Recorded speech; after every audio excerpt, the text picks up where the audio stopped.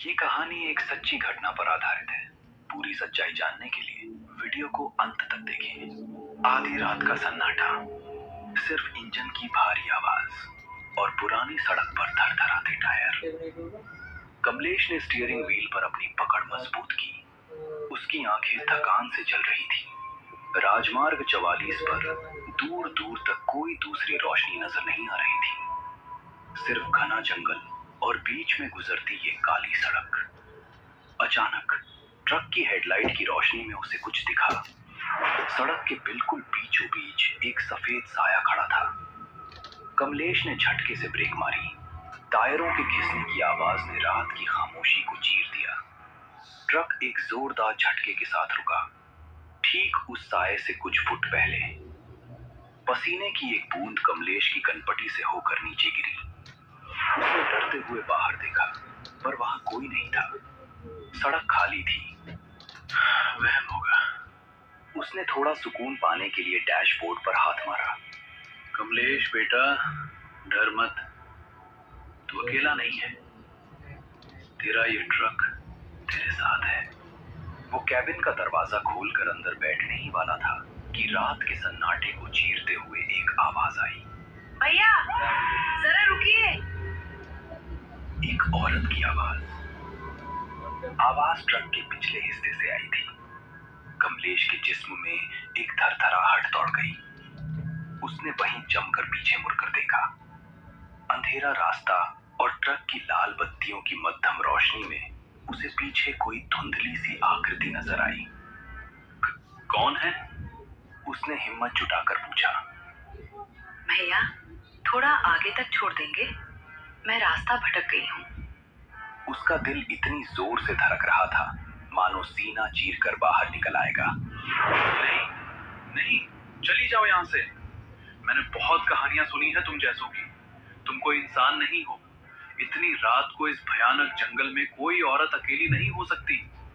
कहानियाँ? भैया, आप तो बड़े डरपोक निकले। क्या एक लाचार औरत की मदद करना गुनाह है?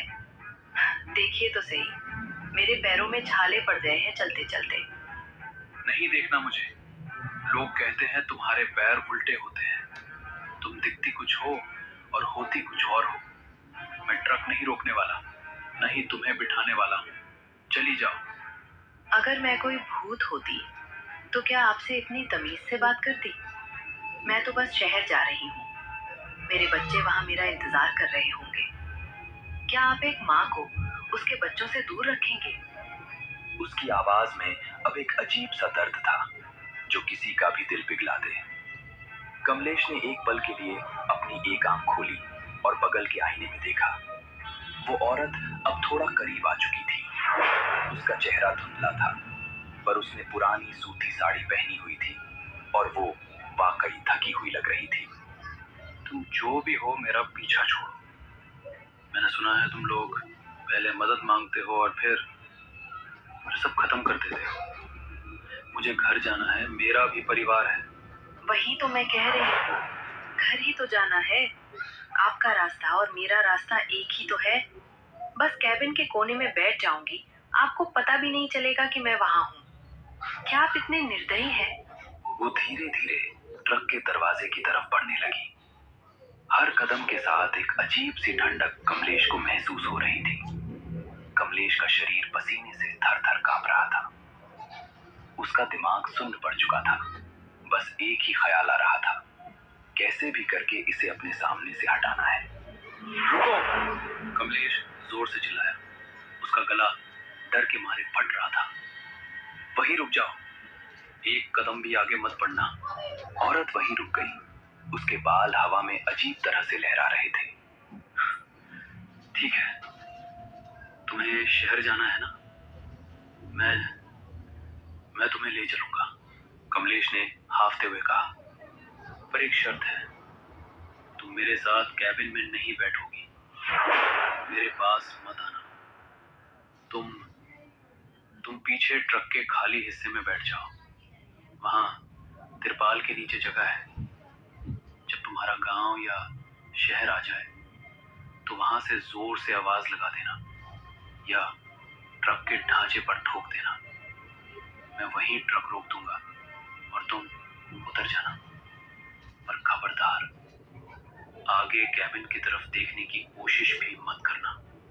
औरत ने कोई जवाब नहीं दिया, बस धीरे से अपना सर झुकाया। अंधेरे में उसकी आंखें चमकती हुई लग रही थी। वो खामोशी से मुड़ी और ट्रक के पीछे की तरफ चलने लगी। उसके चलने की कोई आवाज नहीं आ रही थी।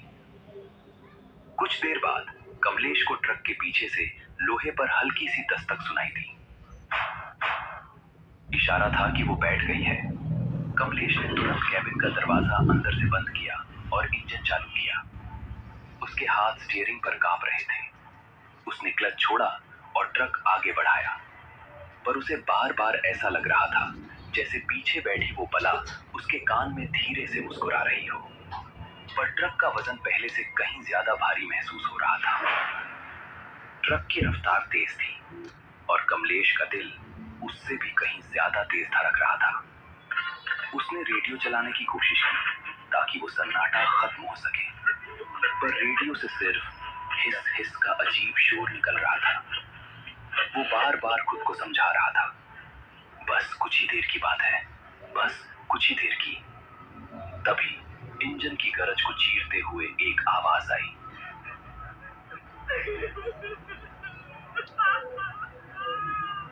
कमलेश के कान खड़े हो गए। वो औरत ट्रक के पीछे रो रही थी। उसके रोने की आवाज इतनी दर्दनाक थी कि कमलेश की रीढ़ की हड्डी में ठंडक दौड़ गई। वो सिसक सिसक कर रो रही थी, जैसे कोई बहुत बड़ी मुसीबत में हो। हे भगवान, अब ये क्या नया तमाशा है? कमलेश ने स्टीयरिंग व्हील को कस के पकड़ा। उसने हिम्मत जुटाकर कैबिन की पीछे वाली खिड़की का थोड़ा सा कांच सरकाया। उसका इरादा सिर्फ उसे शांत करने का था, ताकि वो डर के मारे ट्रक सड़क से नीचे ना उतार दे। रोना बंद करो, क्यों रो रही हो? मैंने तुम्हें बैठने तो दिया है ना? उसकी बात सुनते ही रोने की आवाज एकदम रुक गई। वो औरत थोड़ा और करीब आई। उसका चेहरा अब भी अंधेरे में था। भैया, हर कोई आपकी तरह नर्म दिल नहीं होता। जिसने हाथ थामने का वादा किया था, उसी ने बीच रास्ते में दम तोड़ने पर मजबूर कर दिया। क्या मतलब? मेरा पति, वो कहता था मैं घर की किस्मत खराब कर रही हूँ। डॉक्टरों ने कहा था कि मेरे शरीर में कुछ कमी है, मैं कभी माँ नहीं बन सकती। बस इतनी सी बात, और उसने मुझे जीते जी नर्क में धकेल दिया। रोज की मारपीट, रोज के ताने। वो कहता था कि जो औरत औलाद नहीं दे सकती, उसका इस दुनिया में कोई हक नहीं। देखो बहन, जो तुम्हारे साथ हुआ वो बहुत गलत था। इंसान की कीमत सिर्फ औलाद से नहीं होती। तुम्हारा पति गलत था, उसकी सोच छोटी थी। इसमें तुम्हारा कोई कसूर नहीं है। भगवान के घर देर है, पर अंधेर नहीं। तुम हिम्मत मत हारो। आजकल के जमाने में भी लोग ऐसी बातें सोचते हैं, यकीन नहीं होता। तुम घबराओ मत, मैं तुम्हें सही सलामत तुम्हारी मंजिल तक छोड़ दूंगा। इंसान को इंसान की मदद करनी चाहिए, बस यही सबसे बड़ा धर्म है। औरत की सिसकियां थोड़ी कम हुई, जैसे उसके दुख को किसी ने पहली बार समझा हो। कमलेश को लगा कि शायद अब सब ठीक हो जाएगा। ठीक है ना? कमलेश ने पूछा। अब रोना बंद करो, बस शहर आने ही वाला है। सन्नाटा छा गया। सिर्फ ट्रक के इंजन की आवाज आ रही थी। कमलेश ने सुकून की सांस ली और गियर बदलने के लिए हाथ बढ़ाया ही था कि अचानक रुको! वो औरत इतनी जोर से चिल्लाई कि कमलेश के कान के पर्दे फटने लगे। कमलेश ने हड़बड़ाकर जोरदार ब्रेक मारी। ट्रक घिसटता हुआ रुका। क्या क्या हुआ? मेरा गांव आ गया भैया, मैं यहीं उतर जाऊंगी। आपका बहुत बहुत शुक्रिया मुझे यहाँ तक लाने के लिए। पर बहन, यहाँ तो दूर दूर तक कुछ नहीं है, सिर्फ सन्नाटा और ये जंगल है। गांव कहाँ है? इतनी रात को इस वीराने में तुम कहाँ जाओगी? चलो, मैं तुम्हें आगे किसी ढाबे या बस्ती पर छोड़ देता हूँ। नहीं, मेरा रास्ता यही है। बस थोड़ा अंदर चलना है, मेरा घर पास ही है। आप फिक्र मत कीजिए, मैं पहाड़ की बेटी हूँ, मुझे अंधेरों से डर नहीं लगता। कमलेश को एक अजीब सी बेचैनी महसूस हो रही थी। देखो, मुझे तो कोई रास्ता भी नजर नहीं आ रहा। कम से कम ये तो बताओ, गांव का नाम क्या है? सब लोग इसे सती घाटी कहते हैं। आप बस यहाँ ट्रक रोक दीजिए, बाकी का रास्ता मैं खुद तय कर लूंगी। वो औरत ट्रक से उतरी और अंधेरे की तरफ बढ़ने लगी। कमलेश ने हेडलाइट की रोशनी में उसे देखने की कोशिश की, पर वो कुछ ही कदम चलने के बाद मानो धुंध में गायब हो गई। अजीब औरत है, कमलेश बड़बड़ाया। उसने ट्रक चालू किया, हैंडल मोड़ा और वापस अपने रास्ते पर बढ़ गया। ट्रक की रफ्तार अब सामान्य थी। कमलेश का डर धीरे धीरे कम हो रहा था, मगर उसके दिमाग में अब भी उस औरत की दर्द भरी बातें घूम रही थी। उसने सोचा कि शायद वो कोई भटकी हुई आत्मा थी जिसे सिर्फ कोई सुनने वाला चाहिए था। अभी वो थोड़ी दूर ही गया था कि रास्ते में फिर से पुराना टूटा हुआ साइन बोर्ड नजर आया। कमलेश ने घबराहट में ट्रक की रफ्तार 80, 90 और फिर 100 के पार पहुंचा दी। इंजन चीख रहा था और ट्रक पुरानी सड़क पर बुरी तरह उछल रहा था। नहीं, ये नहीं हो सकता। ये रास्ता खत्म क्यों नहीं हो रहा? उसने एक्सेलरेटर को पूरा दबा दिया, बस इस उम्मीद में कि ये बुरा सपना पीछे छूट जाए। मगर तभी हेडलाइट की तेज रोशनी में दूर से वही टूटा हुआ साइनेज फिर दिखा, सती घाटी। नहीं! कमलेश जोर से चिल्लाया। उसका दिमाग काम करना बंद कर चुका था। डर के मारे उसने स्टीयरिंग व्हील को झटके से मोड़ा ताकि वो उस साइनेज बोर्ड को न देखे, मगर तेज रफ्तार और गीली मिट्टी की वजह से ट्रक उसके काबू से बाहर हो गया और वो एक बड़े से पत्थर से जा टकराया। एक जोरदार धमाका हुआ। ट्रक का अगला हिस्सा चकनाचूर हो गया। इंजन से धुआं निकलने लगा और चारों तरफ सन्नाटा छा गया।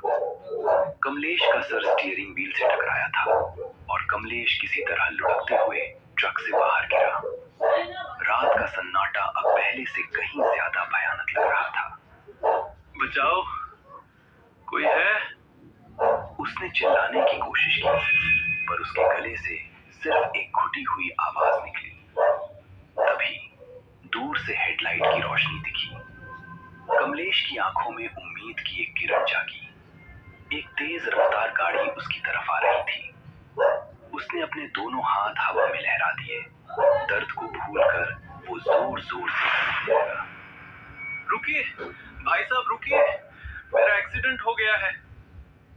मगर वो गाड़ी रुकी नहीं। वो इतनी तेज रफ्तार से कमलेश के पास से गुजरी कि उसके झोंके से कमलेश सड़क पर गिर गया। गाड़ी की लाल बत्तियां अंधेरे में गायब हो गईं।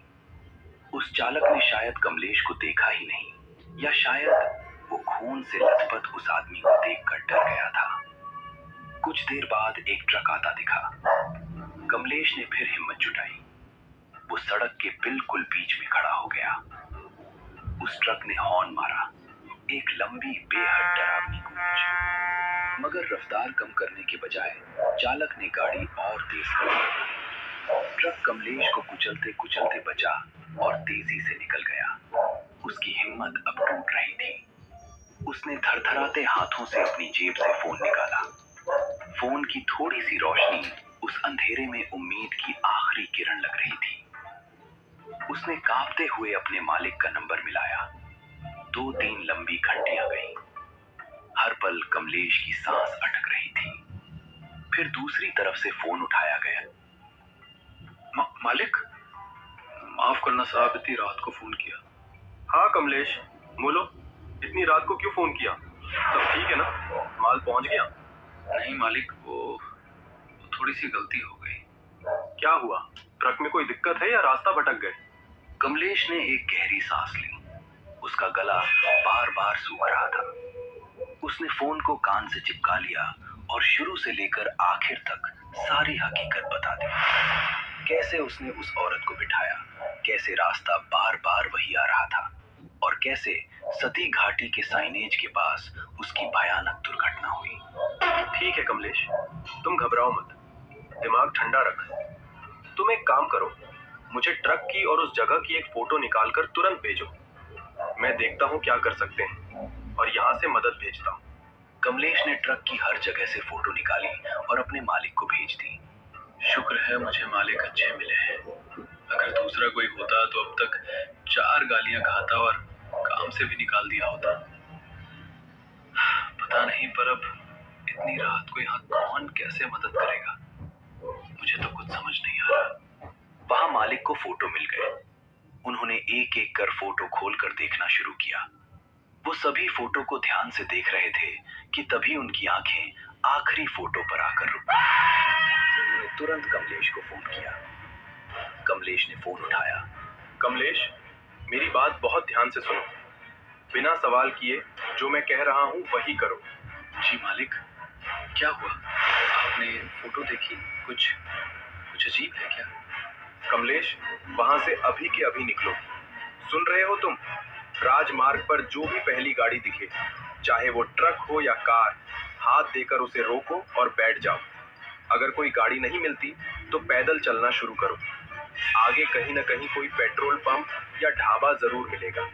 मालिक, पर मेरा ट्रक, मैं इसे ऐसे वीराने में कैसे छोड़ दूं? भाड़ में गया ट्रक। मैं कह रहा हूँ वहां से भागो। और सबसे जरूरी बात, चाहे तुम्हें पीछे से कोई भी आवाज सुनाई दे, चाहे कोई तुम्हारा नाम पुकारे या रोने की आवाज आए, एक बार भी पीछे मुड़कर मत देखो। मालिक की वो बात सुनकर मैं बिना पीछे मुड़े भागता रहा।